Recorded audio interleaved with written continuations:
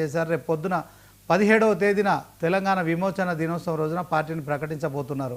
So కవిత కాలాపన చేస్తుందా, మరి ప్రతిపక్ష పాత్ర పోషించడం కోసం కాంగ్రెస్ పై కావచ్చు, బీఆర్ఎస్ పై, మరి బీఆర్ఎస్ పై చేసిన కామెంట్స్ కావచ్చు, సో ఆమె ఇప్పటికైనా ఆమె బయటికి రావడం కావచ్చు, రాజకీయ పార్టీ పెట్టడం మీరు ఎట్లా చూస్తారు? ఒకటి, మీకు ప్యానెల్లో ఉన్న మిత్రులకు నమస్కారాలు. సో ఇక్కడ ఏంటంటే బీసీ ఎజెండా అనేది అనివార్య కారణాల వల్ల అత్యవసర పరిస్థితులతోని నెట్టివేయబడితే ఇప్పుడు రాజకీయ నాయకులు ఆ జెండా మోయాల్సిన పరిస్థితి రాజకీయ పార్టీలకు ఏర్పడేది తప్పితే బీసీల మీద ఎంతమందికి ప్రేమ ఉంది, ఎంతమందికి ప్రేమ లేదు అనే దాన్ని వాళ్ళ కార్యాచరణ చెప్తుంది. వాళ్ళ నోటి మాటలు బీసీలు నమ్మరు, కానీ వాళ్ళ కార్యాచరణను చూసి నమ్ముతారు. ఆ కార్యాచరణ ఎవరు తీసుకుంటే వాళ్ళను గుండెల్లో పెట్టుకుని చూసుకుంటారు, అలా డౌట్ ఏం లేదు. బీసీలకు మనం చెప్పాల్సింది ఏం లేదు. బీసీలకు తెలంగాణ అంటేనే రాజకీయ చైతన్యం. ఎస్సీ బీసీలకు విపరీతమైన రాజకీయ చైతన్యం ఉన్నది. ఎందుకంటే తెలంగాణ ఉద్యమాన్ని నడిపించింది ఎస్సీలు బీసీలు మాత్రమే. బలిదానాలు, బలి అర్పణలు జరిగింది కూడా ఎస్సీ బీసీలలోనే. సో ఇక్కడ బీసీలను, కానీ ఇప్పుడు బీసీ జెండా మోయాల్సిన పరిస్థితి ఇప్పుడు రాజకీయ పార్టీలకు ఎందుకు దాపరించిందంటే అంత మించిన గత్యంతరం లేదు కాబట్టి ఇప్పుడు దాన్ని విభేదించి పనిచేసే అంత శక్తి రాజకీయ పార్టీలకు ఉందని నేను అనుకోవటం లేదు, లేనే లేదన్న విషయాన్ని చెప్పాల్సిన పని లేదు.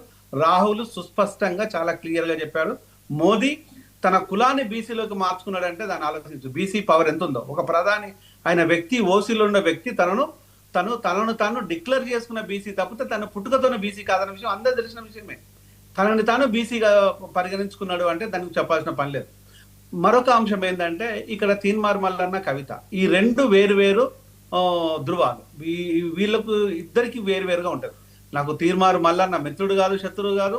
కవిత వచ్చేసి నాకు మిత్రుడు కాదు, శత్రువు కాదు. ఇక్కడ వీళ్ళ మనస్తత్వాన్ని చెప్పాల్సిన బాధ్యత నాకుంది, బీయింగ్ ఒక పొలిటికల్ అనలిస్ట్గా. ఇక్కడ ఉందంటే తీన్మార్ మల్లన్న అంటే ఒకసారి కనుక వచ్చిన తర్వాత తన బీసీ జెండాతోనే వచ్చిన తర్వాత బీసీల పట్ల ఇప్పటి వరకు బీసీ రాగాలు తీస్తున్నాడు తప్పితే బీసీలతోని కలిసి పనిచేసింది లేదు, ఎస్సీలతో కలిసి పనిచేసింది లేదు, ఎస్సీ బీసీలను ఒకటి చేసింది లేదు, ఆ జెండా బట్టి మోసింది లేదు, వాళ్ళకు జై కొట్టింది లేదు.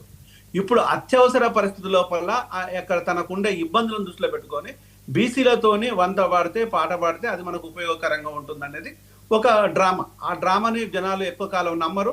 ఇప్పుడు దాన్ని తిరస్కరించడానికి గల కారణం అంటే ఇప్పుడు పార్టీలతోనే గొడవలు కారణాలు కూడా అంతే. గొడవలు పెట్టుకున్నంత మాత్రాన బీసీలకు మిత్రులు కాదు, గొడవలు లేకపోతే శత్రువులు అంతకంటే కాదు.